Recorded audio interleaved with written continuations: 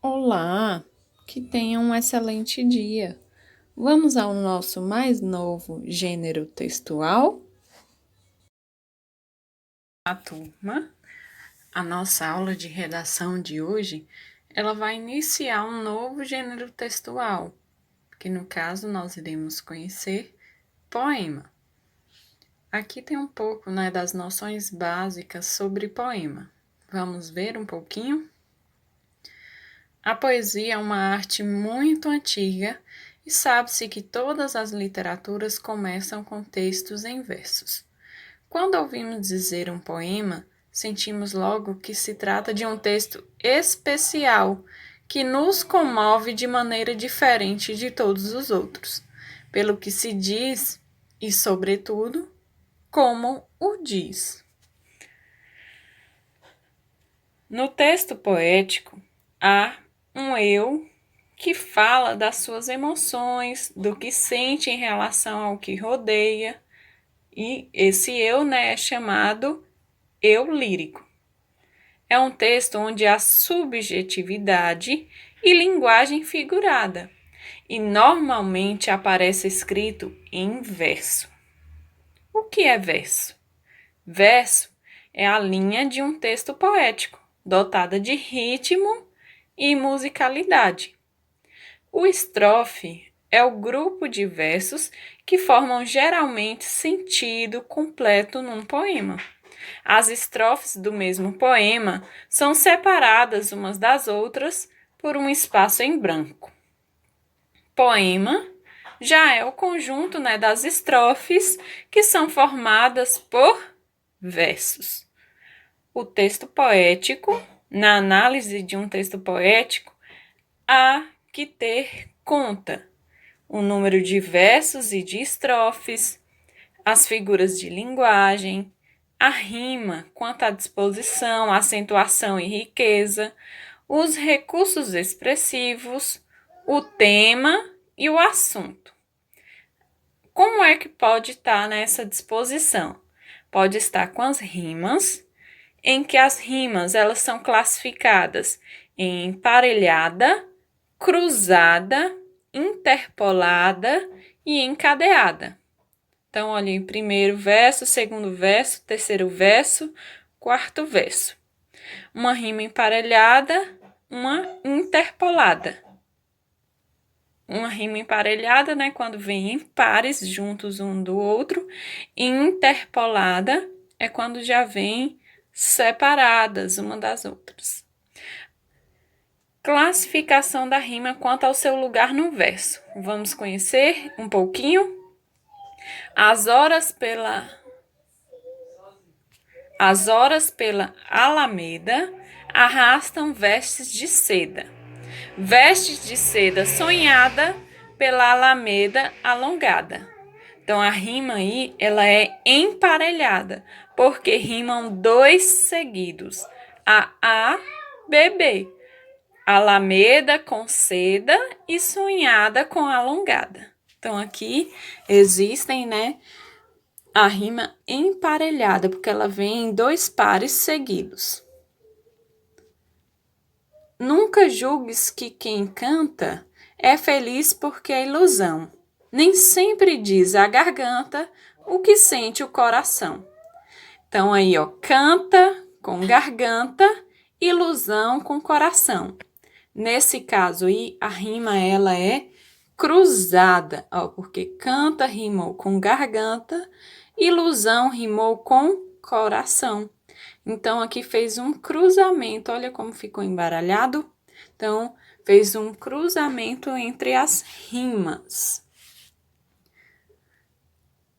Ó meu relógio de sol, agulha de marear, minha rota sobre o mar, faixa da luz do farol.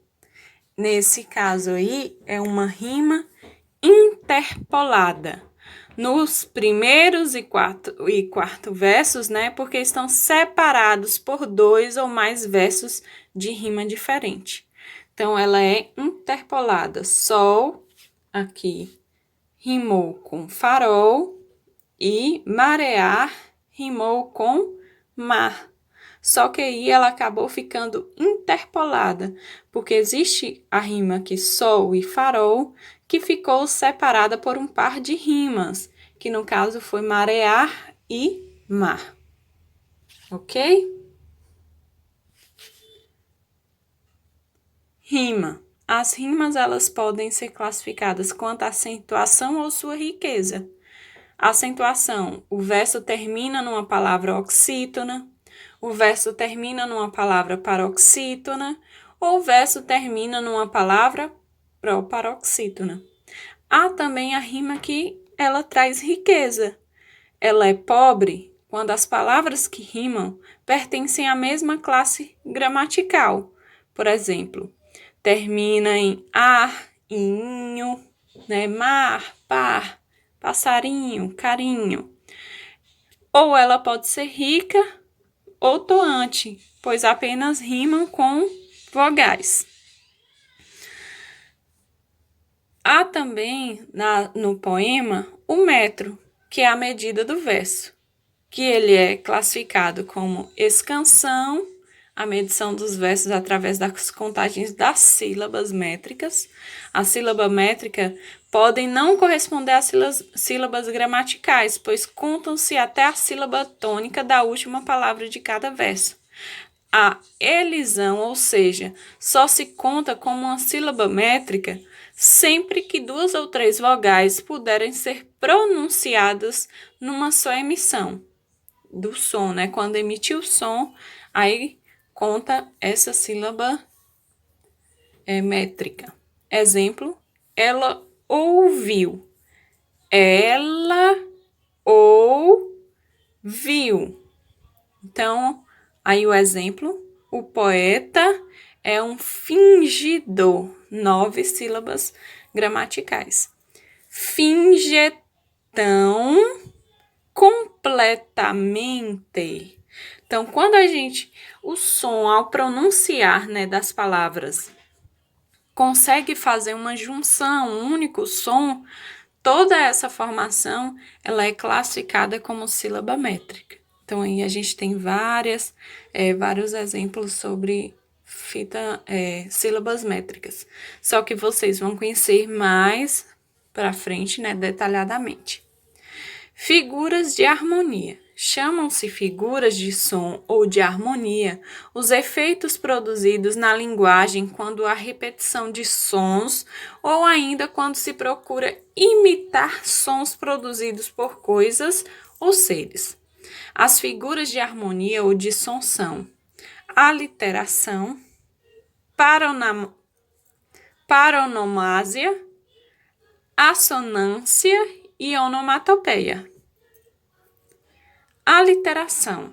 Ocorre a aliteração quando há repetição da mesma consoante ou de consoantes similares, geralmente em posição inicial da palavra. Olhem um exemplo. Toda gente homenageia Januária na janela. Então, quando há essa repetição de som com as consoantes, né, similares nos versos, então aí nós temos uma figura de harmonia ou de som, que nesse caso foi de som, né, chamada aliteração.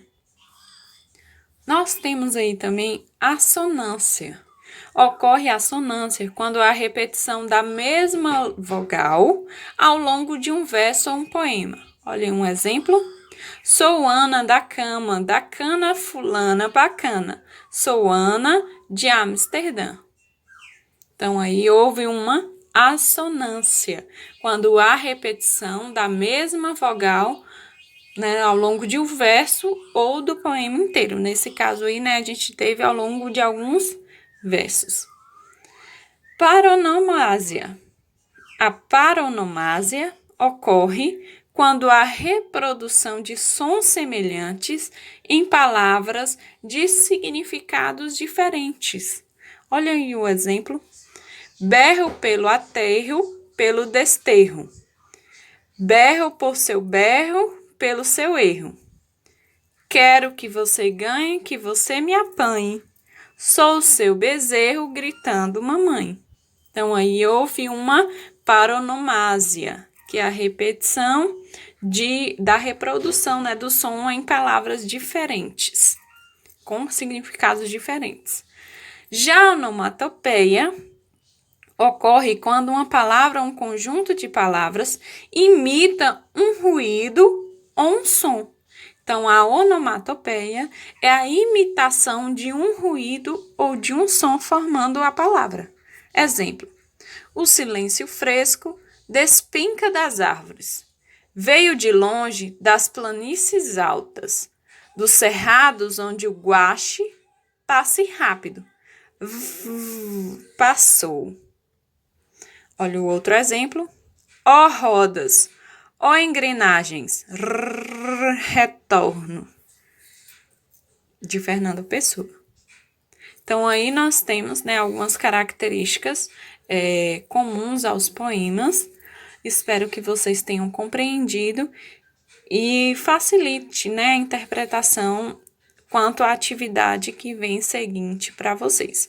Aqui nós temos alguns exemplos, né, de poemas, que eu vou estar até pausando, parando aqui para vocês. Depois, se quiserem pausar o vídeo para observar direitinho, né, fazer a leitura, conhecer os tipos de rimas contidas aqui.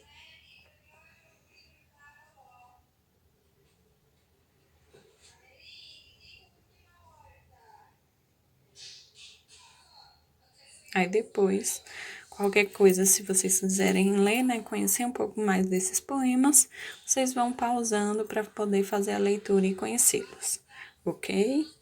Agora eu irei passar para vocês a atividade que vocês irão realizar.